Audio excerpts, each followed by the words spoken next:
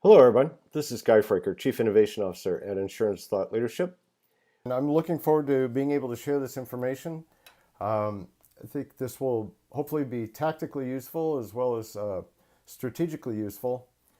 And when we talk about the foundation of innovation practices, it helps to step back and look at the forces that are influencing the industry at a very high level, not just for information purposes, but because these forces also provide us with signposts, if you will, or a roadmap as to how the future of the industry is really unfolding. Now we'll start out, as I said, at a high level with some very interesting numbers. And what you see on the screen in front of you is the insurance industry being squeezed, if you will, and transformed in the middle. On the left, you see a category called risk tech. Now, on our platform, Innovators Edge, and in our network, we're tracking roughly 40,000 early stage companies that span 176 countries. Approximately 31,000 of those, which receive $248 billion in funding, that's a 2018 number, are really dedicated toward cannibalizing losses. So think of artificial intelligence used for loss prediction and prevention, such as, say, an autonomous vehicle, self-driving car.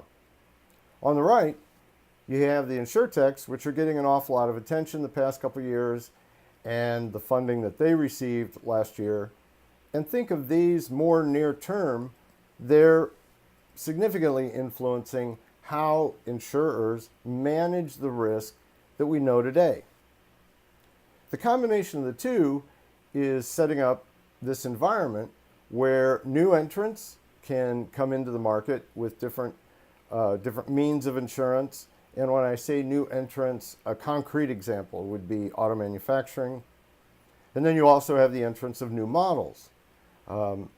And when I say new models, for the purposes of a fairly fast overview, think in terms of on-demand.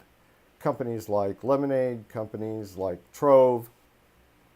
Now, how do these convert into signposts, if you will?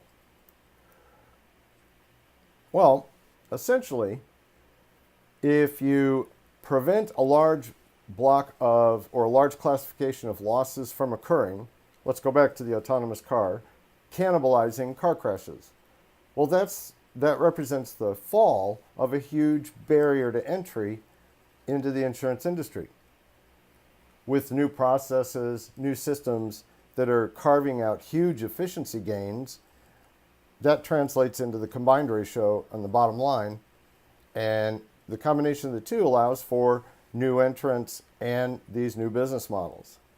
Now, with new entrants, what do I mean by that? Well, take, for example, Volvo, BMW, a number of auto manufacturers who are entering the market with a new form of vehicle ownership called subscriptions. And you pay a monthly fee, you can change cars as often as you want, and you end up with a vehicle at your disposal, and the insurance is actually embedded in that vehicle.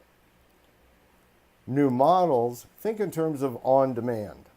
So insurance that can be turned on and off, insurance that's triggered by data, sometimes by motion, and with the efficiency gains coming out of the insurtechs and the deep analytics and computing power going behind that, essentially what you have is an attack on that float concept between earned premium and paid premium.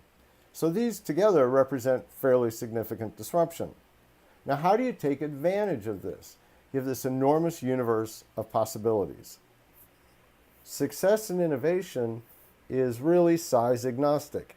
Any company can decide to be a giant killer, can leverage methodologies for efficiency gains or for the launch of new products and services, and even the creation of new markets. In support of incumbent insurers, as well as to support AM Best in their efforts, we at Insurance Thought Leadership are offering a complimentary assessment of existing innovation systems and innovation strategies. The website is right there. Also, let me close simply by saying you can reach me by guy@insurancethoughtleadership.com. Under my name, Guy Fraker. I'm also on Facebook and Twitter and LinkedIn. And feel free to reach out at any time.